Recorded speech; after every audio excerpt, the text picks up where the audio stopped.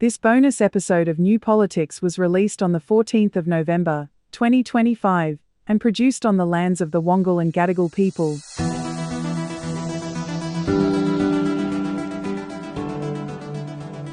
Never seen you fellas up so early. We'll find out, won't we? Political sensation in the national capital. The Prime Minister, Mr. Whitlam, has been sacked. The opposition leader, Mr. Fraser, is the new Prime Minister of Australia. Well, may we say, God save the Queen. Because nothing will save the Governor-General.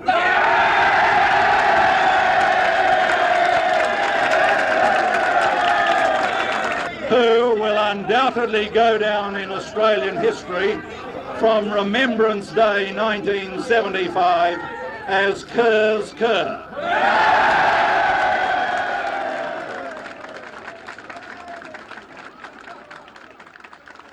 There's been a lot that's been said about the dismissal of the Whitlam government this week, and it's 50 years since that event, and it does need to be commemorated, so that's all fair enough. But I think the more important question is whether Gough Whitlam would have been able to survive in the modern Labor Party. And we have to remember that Whitlam was the one who dragged the Labor Party into the 20th century with a whole stack of ideas, of reforms, and the intellectual force of what he was trying to achieve. And I'd say that he probably would find himself completely out of place today. The Labor Party of today is cautious, it's poll-driven, it's obsessed with discipline and the tight control of the message. And on quite a few levels within politics, well, you do need to have that, but it's a system that rewards the factional game player and not the visionary. And if he did happen to find himself in Parliament today, he'd probably be put in charge of some meaningless committee, kept busy with irrelevant stuff so he wouldn't disturb the managerial nature of today's Labor Party. But Gough Whitlam believed in the ideas that could move the nation forward. Universal healthcare, free tertiary education, equality before the law. And those were once considered to be radical ideas, and he managed to bring them in. But it's quite possible today that he'd be dismissed as being unelectable. And David, there's a reason why so many people have switched off from the two-party system. They're calling out for massive changes in Australia, and they're just not getting them. And the combination of Labor, Liberal and National Party, there are differences between them. We just have to accept that. But on so many issues, they're either on a unity ticket or the differences between them are so small that you can't tell the difference anyway. So Whitlam as Prime Minister today, well, that would be quite interesting because he'd be delivering the things that so many people are calling for and not actually getting. But I think the bigger issue would be that whether he'd be able to get there in the first place. And it's also a question of how he would compare with some of the Labor leaders of recent times as well. I think the young firebrand Anthony Albanese, whose heart was in radical reform, I think he's aware that the factions... I mean, we can look at Kevin Rudd. He'll be remembered for the things he did, the school halls, the GFC bonus. He'll be remembered for those expansionist policies he did. Julia Gillard will be remembered for the radical things she did. The Royal Commission into child abuse. She passed the most amount of legislation of any Australian government. A lot of that was just the business of government, but at least she was getting stuff done, unlike her successors who cut the number of working days and cut the amount of legislation being passed because they didn't want to. And the other thing too with a Whitlam-esque figure today is our feral press. Now the press hated Whitlam and he hated them. He couldn't stand Rupert Murdoch because Rupert Murdoch had, from Whitlam's perspective, had no interests outside of making money, whereas Whitlam loved intellectual discussions and was friends with people like Jim Killen, with people like Paul Hasluck, who were totally the opposite to Whitlam politically, but in a cultural way, they were very closely aligned. Whitlam believed that everybody should have access to not only healthcare, not only education. He genuinely, and his actions showed that he believed that. He said about healthcare, we can't legislate against bad luck, but we can legislate to ameliorate the effects of bad luck. Education, he thought everybody should get an education. He expands the universities. He also expands TAFE. He wasn't this idealist who thinks that we all should have a BA. He knew that we needed tradespeople. He knew that we needed skilled work people. But he also thought that those people shouldn't be excluded from going to the opera, from drinking fine wine, from having great meals at 4-star restaurants. And that's the difference, I think. I'm not sure that a lot of people in today's Labor Party would want to share a table at Doyle's Seafood with working class people from Campbelltown or Penrith or Frankston. That they would learn a lot from both sides was irrelevant. The Labor Party, Kim Beazley Sr. said, this is back in the early 80s, late 70s, early 80s, the Labor Party used to be made up of the cream of the working class. Now it's the dregs of the middle class. I wonder what he'd say today. And hello to all our genuine working class Labor members who are fighting the good fight. Well, there has been that speculation about what this term of government would look like if Gough Whitlam had become the Prime Minister in 2022, and that's the same year that Anthony Albanese became the Prime Minister. There's a lot of similarities between 2022 and 1972, sure, 50 years apart, but in 1972, Labor got into office after 23 years of Conservative government. In 2022, the Liberal Party had been in office for 20 of the preceding 26 years, and similar to the squandered years of the Menzies era, in 2022, if he did come into office, well, he'd be looking at a couple of decades of decay, late-stage neoliberalism, climate collapse, housing insecurity, factional warfare within the Labor Party and problems within the Liberal Party as well. Not that would be his business. And then there is that question, well, what would Gough Whitlam do today? Well, first of all, he'd make university education free, just like he did in 1973. He'd rebuild the AB. And he'd cut everybody's debt too. He'd just pay off their HECS debt.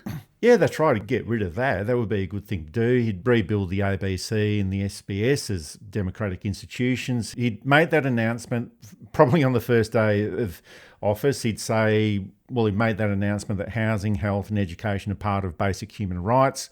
Then he'd go and do something about it. Medicare would probably start including dental and mental health. He'd be pushing for an Australian Republic by 2025, treaty, reparations, truth-telling for First Nations justice.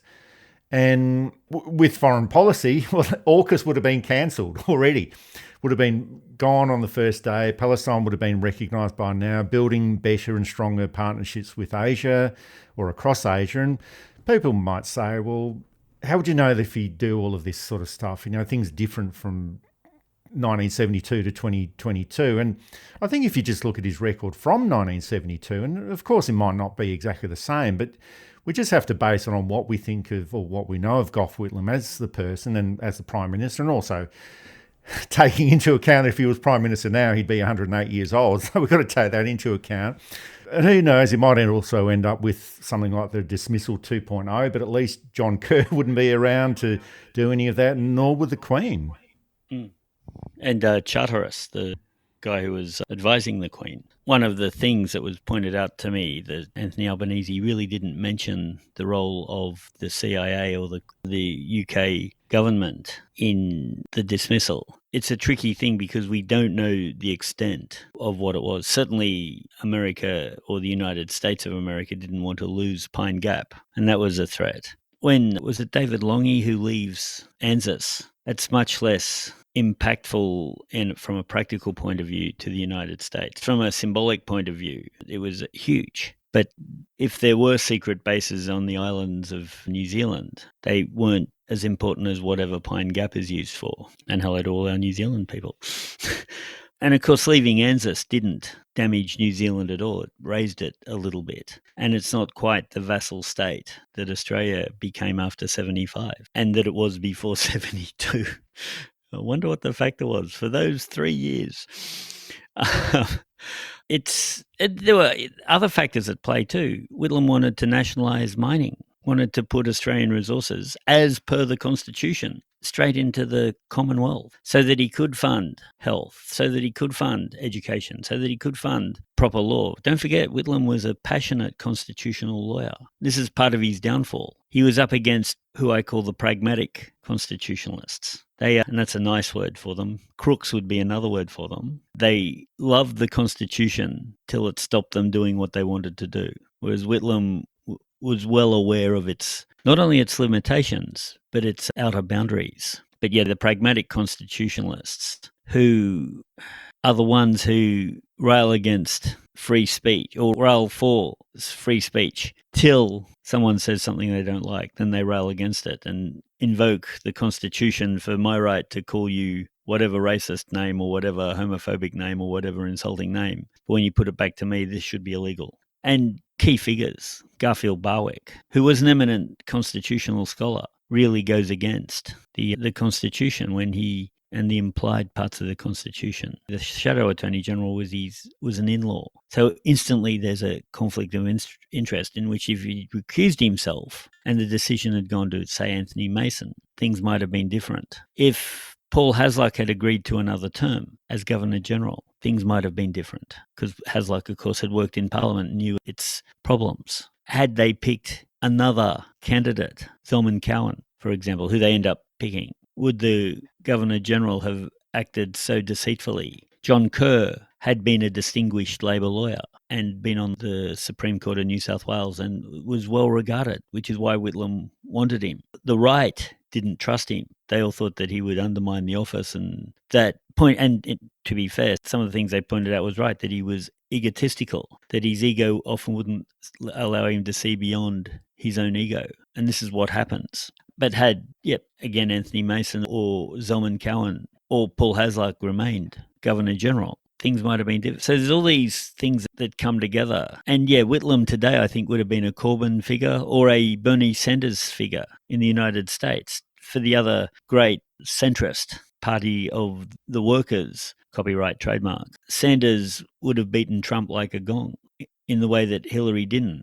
Now we can look at all kinds of factors. But I think what figures like that show is people's disaffection. And this includes Gough Whitlam. And Bob Hawke gets lumped in here, which is interesting because he's able to do that very rare thing of walk both sides of the street, of people who aren't the corporate machine politicians, but they're the ones who get traction. Whitlam had focus groups, but he only listened to them to tighten up his ideas, not to change them altogether.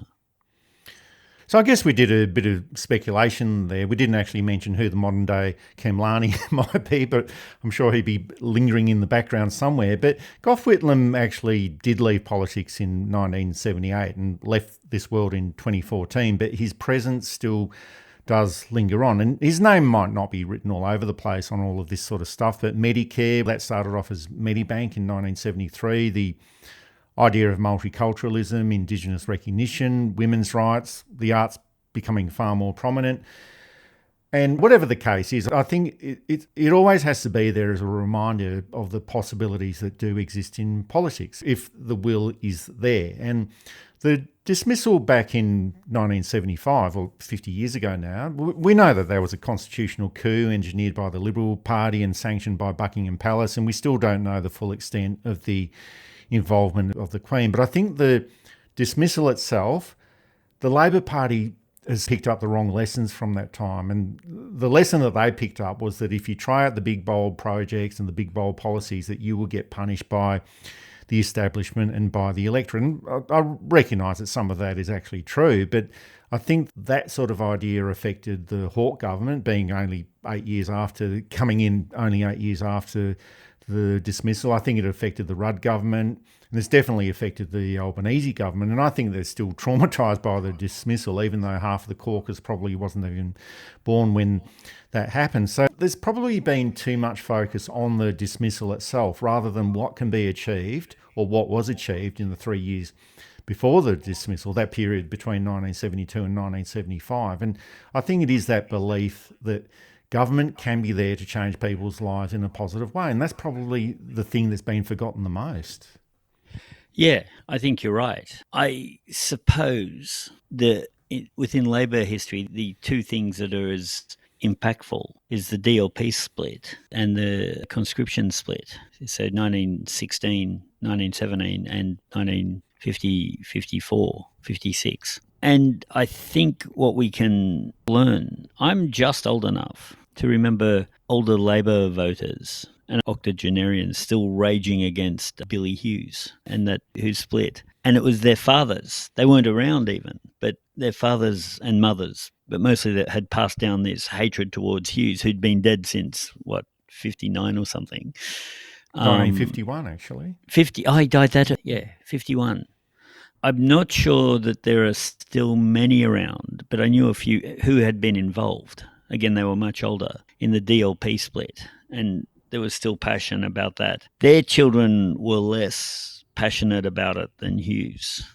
Partly, I think, because the DLP fizzles into a kind of irrelevance very quickly. Also, Hughes was, whether you loved him or hated him, Hughes was this massive personality, a bit like Jack Lang. There were Although those Billy Hughes was a rat, we've got to admit that. he was, definitely a rat. But he was a big personality. May he rest in peace, etc., etc. So, today there was a 50th anniversary reunion of the dismissal. Barry Cassidy, who was there, posted a picture and on Twitter or Blue Sky or one of those. And a lot of the comments were, half of the people at this reunion weren't even there. And I'm guessing that you'd have people like, and I'm not disparaging any of these people, and I may be wrong, Troy Bramston, who's written on, Jenny Hocking, who's written on, although I think she was there, some of the younger Labor up-and-comers.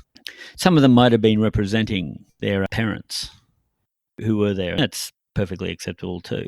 Well, so if you keep saying that you were actually there, you tend to believe that after 20 years of saying and that. That's true. Yeah. It was nice to see Gary MacDonald there. And I think nothing encapsulated the pure, uniquely Australian of Norman Gunston getting up on the steps and telling jokes. But what he does is he contains the anger and he focuses the anger and he keeps things from getting ugly and violent. But in no other country in the world would that happen. In France, they'd have burnt the whole thing down. In America, as we saw with 2020, those who were disaffected stormed the Capitol building and are extremely fortunate not to be shot for treason. Well, it is a salient moment in Australian political history, but my point is that it was 50 years ago, but it's still affecting politics today. And I think that it's affecting the Labor Party in an adverse way. They're thinking that this is what led to the dismissal of the government back in 1975, this idea of the bold policy initiatives and bold programs that are introduced, and they're still traumatised by that process. Paul Keating was alleged to have said, when they win office in 1983, amateur hour is over. Now, Keating, of course, was a reformist treasurer, and Hawke was a reformist prime minister. And they took things a little bit more, they were a bit more pragmatic, they were a bit more diplomatic about things. And they managed to bring in a lot of big changes, some of which were very positive, some of which I think weren't as positive, but they were able to do it. But they were very mindful that if you moved too quickly, if you moved too radically, you won't be able to bring the people along with you. And Hawke's the third longest serving Prime Minister in Australian history. Menzies, Howard, Hawke. Keating continues that, although he gets the Prime Ministership too late, I think. And Australia was probably ready by then for a period of consolidation. But when Labor finally get back into office in 2007, Rudd starts being radical. And as I said, he does bring through some radical changes. But he doesn't have the trust of his colleagues, some of which I think is pure ego. There were some quite little men. Whitlam dealt with it by basically reminding them all the time. He said, I don't care if all the cabinet are prima donnas, but I am prima donna assoluta. And what was the other one? When Whitlam cut flying, if you were flying for government business domestically, you flew economy. Whitlam brought that in as a cost-cutting measure, but also as a way to say, yes, we are one of you. And some of the cabinet complained. And he said, when I fly economy, I'm still a great man. When they fly first class, they're still a bunch of piss-ants. But it's true. And I think that ego that Gough had, which works, stories of him in Russia and he stands out onto the balcony and people are cheering, and Margaret, his wife, who always grounded him, said they're actually cheering for Mikhail Gorbachev, not you, Gough. Put your hand down. Rudd doesn't have that ability amongst his cabinet colleagues to win them over through sheer audacity. And he alienates them. Now, Rudd's an extremely popular Prime Minister. His policies did more or less work. Some didn't, of course. And when we do the 50 years of Rudd in 40 years' time or whatever, we'll discuss those then. I don't think we'll be doing the podcast in 40 years' time, but you never know. What's this contract I just signed? You get my soul. I think Rudd is held back in some ways by his cabinet, some of whom, and the factional leaders, some of whom are the pissants that Whitlam mentioned, some of whom remember the dismissal. They forget the Hawke Keating years. And whereas critics of Whitlam point out that it at least looked chaotic from the outside, Hawke and Keating were very methodical. Rudd was very methodical. Gillard was very methodical. So you didn't have that level of chaos that was perceived in the Whitlam years. Yet, you're right, they've taken out the reforming bits and put in the safe bits. But safety without reform isn't a Labor government. It's a government that will lose its flexible base.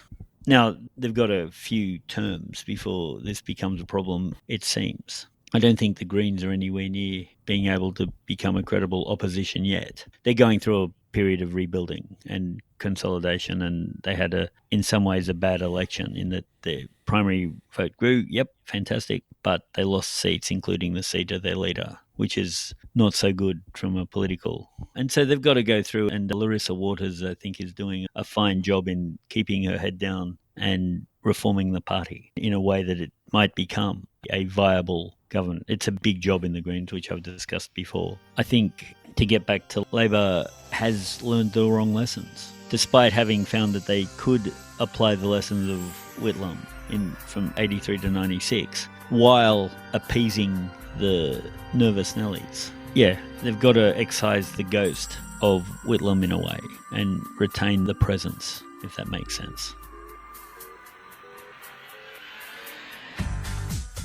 This is New Politics, available through Apple Podcasts, Spotify, Amazon Audible and YouTube, and also available to support at Patreon, Substack, and at our website, newpolitics.com.au. The rest of the full episode of New Politics will continue tomorrow morning. Thanks for listening in.